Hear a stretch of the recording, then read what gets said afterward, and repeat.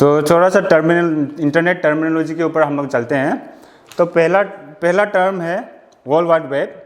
तो world wide web आपको basically पता ही होगा, is an internet based network of server है जो कि इंटरकनेक्टेड है थ्रू किसके हेल्प से, हाइपरटेक्स्ट के हेल्प से। हाइपरटेक्स्ट क्या है? एक ऐसा लैंग्वेज है या फिर एक ऐसा लैंग्वेज है जिसे हम कनेक्ट कर सकते हैं एक वेब पेज को बनाने के लिए या फिर एक वेब पेज को डिज़ाइन करने के लिए हम लोग एक हाइपरटेक्स्ट का हेल्प लेते हैं। तो इसी तरह से यहाँ पे दिया गया है कि hypertext is a method of presenting information. उसी तरह से हमने जिस तरह से लैंग्वेज के बारे में कहा कि हाइपरटेक्स्ट एक ऐसा लैंग्वेज है जिस वजह से हम लोग को अपने इंटरनेट के ऊपर काम करने या फिर कुछ भी आधार प्रदान करने के लिए या फिर वेब पेज में कुछ भी लिखना हो, वेब पेज को कुछ भी डिज़ाइन करना हो, उस समय हमें काम आता है। तो कहते हैं कि hypertext is a method of presenting information in which the section of highlighted text display more information on a particular topic. जो भी हाईलाइट टेक्स्ट वगैरह रहता है उस पर बहुत ही आगे जाके मोर हाईलाइट आइटम्स हो सकता है उसमें। और हाईलाइट कब होगा? जब वह एक दूसरे से इंटरकनेक्टेड होगा, यानी कि हाइपर लिंक्ड होगा एक दूसरा से। तो उसे हम हाइपर लिंक भी ऐसा बोला, हाइपर लिंक को भी हम लोग जानते हैं या फिर उन्हें हाइपर लिंक बोलकर भी हम लोग जाना जाते हैं।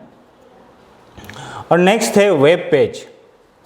वेब पेज है, a web page is an electronic document written in the computer language by the help of hypertext marker language. यानी कि HTML के थ्रू जो भी हम वेब पेज डिज़ाइन करते हैं या फिर डॉक्यूमेंट को हम लोग रिटर्न लिखते हैं उसे हम लोग वेब पेज कहा जाता है। और वेब पेज किसके थ्रू बनाया जाता है? Bye the help of HTML। और एक बात है यहाँ पे, हर एक वेब पेज पे एक उनका यूनिक URL ID रहता है। URL मीन्स कि यूनिफॉर्म रिसोर्स लोकेटर, यानी कि वो किस जगह से लोकेट करता है या फिर उसका URL क्या है, उसका एड्रेस। बेसिकली हम लोग एड्रेस बोलेंगे इस चीज़ को, क्योंकि सभी का एक एड्रेस रहता है। सपोज मेरा एक एड्रेस है कि मैं फलना वहाँ पे रहता हूँ और आपका एड्रेस होगा कि आप कहीं पे रहते हो, राइट। तो इसी तरह से वेब पेज का भी एक यूनिक एड्रेस रहता है। ओके, सेकेंड, उसके बाद नेक्स्ट पॉइंट है website. A website is collection of one और मोर रिलेटेड वेब पेज। जिस तरह से वेब पेज हम लोग एक वेब पेज को वेब पेज कहते हैं, तो उसी तरह से ही वेबसाइट में ही बहुत सारा पेजेस मिलकर एक वेब पेज होता है। बहुत सारे पेजेस, किस चीज़ का पेजेस? वेब पेजेस का बहुत सारा पेज मिलकर एक वेबसाइट बना जाता है। तो यहाँ पे फॉर एग्जांपल दिया गया है कि इमेज हो सकता है, वीडियोस हो सकता है, डिजिटल एसेट्स हो सकता है और भी कुछ सर्वर वगैरह हो सकता है।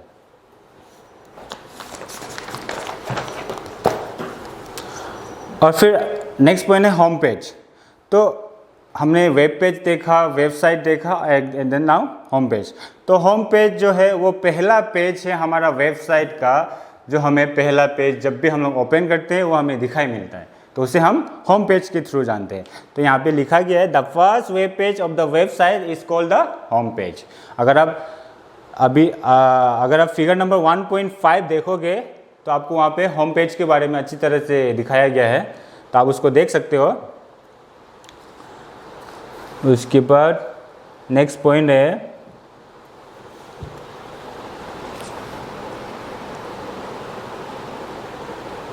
नेक्स्ट पॉइंट में क्या है, हाइपरटेक्स्ट लिंक करने के लिए बताया जा रहा है।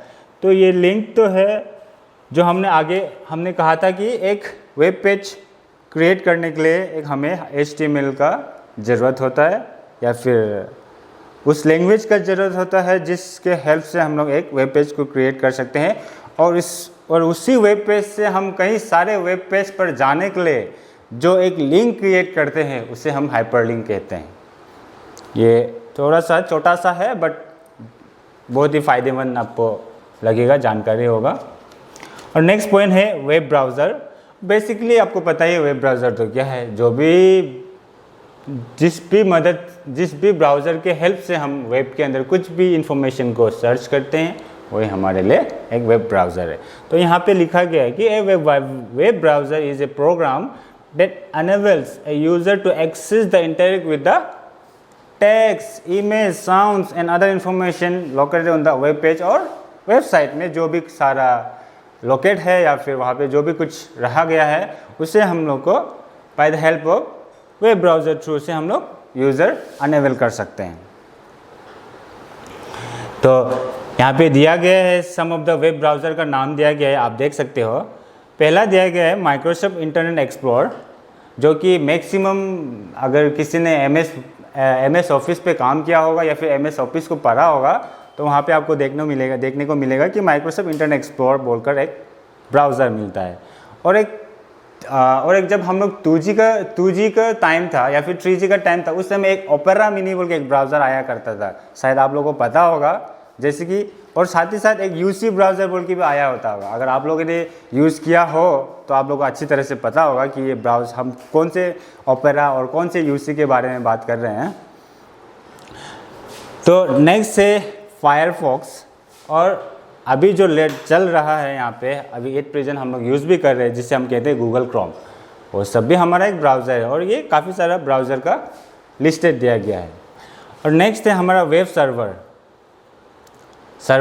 बेसिकली जो हमने आगे आपको बताया था कि सर्वर एक बहुत ही बड़ा स्टोरेज एरिया है जिसमें बहुत सारा इंफॉर्मेशन गैदर थे, और जो कोई भी क्लाइंट आके अपने सिस्टम पे या फिर अपने मशीन पे डेटा इनपुट करता है किसी भी टॉपिक के ऊपर, थ्रू द क्लाइंट वो सर्वर पे जाता है। उसके बाद सर्वर वहाँ पे रिजॉइनिंग करके आपका जो भी टॉपिक के ऊपर आप इंफॉर्मेशन कलेक्ट कर मांगने जा रहे हो उस डेटा को आपके पास आपके मशीन पे या फिर आपके हाथ पे या फिर आपके फ़ोन पे कहीं पे आपको रिफ्लेक्ट कर देता है जो भी आप सर्च कर रहे हो उससे। तो यहाँ पे क्या कहा गया है कि a web server is a computer program that serve the request of HTML pages और फाइल। ये कह रहा है कि एक बेसिकली एक प्रोग्राम है जो हमने जो HTML या फिर जो हमारा वेब पेज है या फिर वेब पेज के अंदर जितना भी फाइल है उन्हें हम ब्राउज़ करने के लिए हेल्प करता है। और वही यहाँ पे वही जो हमने क्लाइंट और सर्वर का केस एग्जांपल बताया था, आपको यहाँ पे वही बता रहा है कि देखिए a web client is the request programmer that associate with the user. जो हमने पहले ही कहा कि जब आप डेटा इनपुट करोगे तभी आप जो इनपुट कर रहा होगा वो क्लाइंट होगा, और जहाँ से आपको इंफॉर्मेशन गैदर हो कि आपको मिलेगा वो एक through the help of server से आपको मिला जाएगा।